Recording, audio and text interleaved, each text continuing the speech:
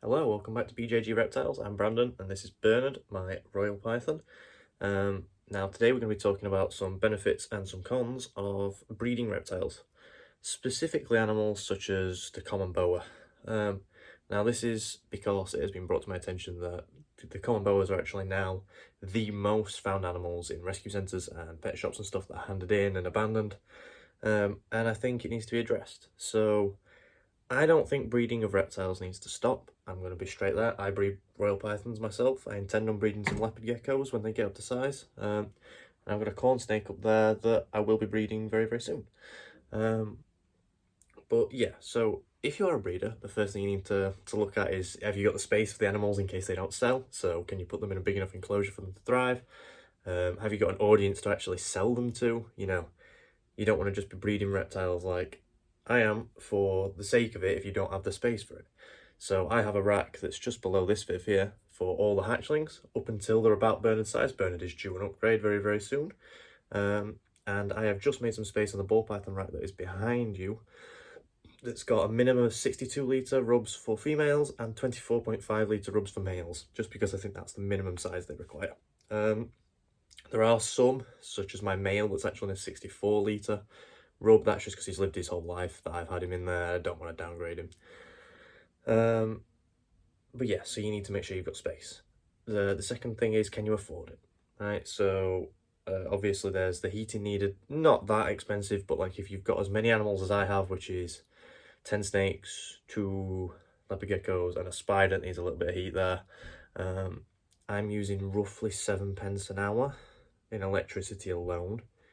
Never mind food, substrate, because I've got a couple different substrates. I've got many different foods. There's some live food there for my geckos. I've got a fridge, well, behind the camera, for my mice and my multi-mammates. Yeah, can you afford it? Make sure you do all the maths on a spreadsheet. You can, use the code to actually just have it add up for you so you don't make any mistakes.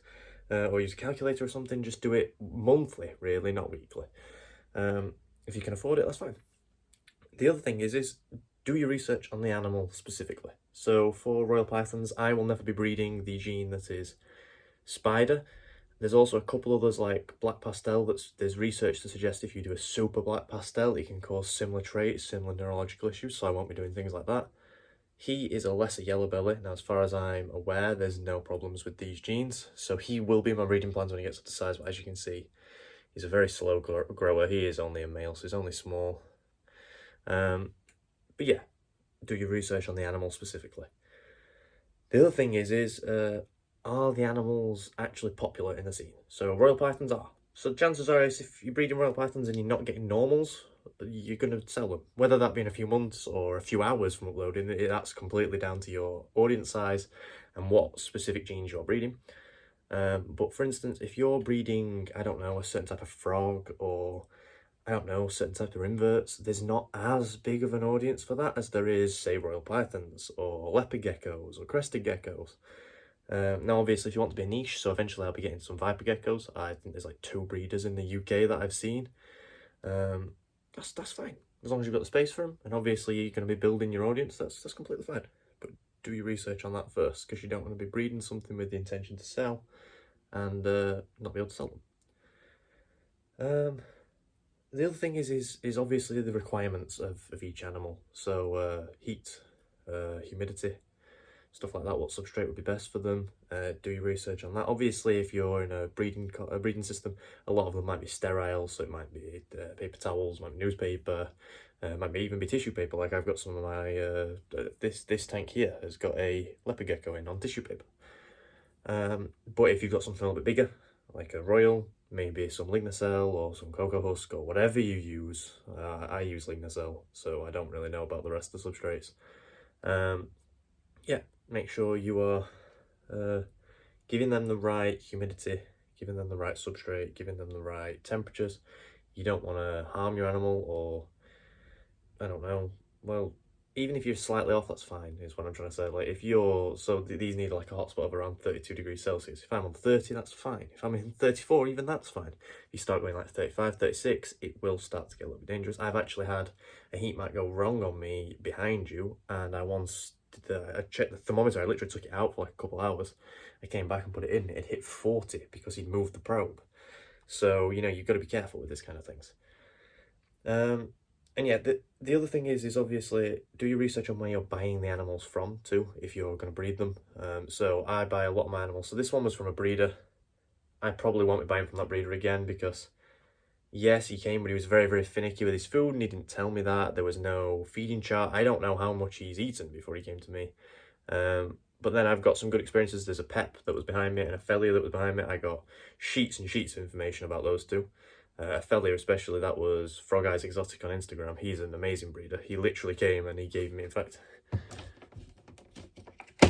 he literally gave me that, stuck to it. So that is all the feeding charts since he had them. Or, yeah, but you can see there, it's very irregular. It is not ideal. I'm sorry for showing my face into the camera.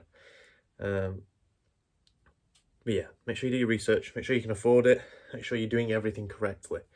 And don't overbreed animals, don't breed animals that aren't going to sell and you're just going to get rid of them. Be safe while doing so. I don't think that animals have to stop being bred. I think it's a good hobby, it's something you want to do, then do it. But just make sure you're doing it correctly and make sure that everything is going well, everything's going to be safe. There's not going to be any issues that come along later down the line. So for instance, all my animals will stay in my collection. If I've named the animal, so this is Bernard, they are in my collection, I won't sell them. So that's how my system works. If I haven't given them a name, I intend to sell them. I don't buy and sell animals. I buy animals, breed animals, maybe sell some of the offspring, but it's not like a business kind of thing. It's, I'm breeding some het pieds right now, and that's because I want a pied in my collection. Now, some of the excess might be sold if I've got any normals that are het, or any pinstripes or leopards that are het, they might be sold, because I've already got a pinstripe and a leopard. But I want a pied.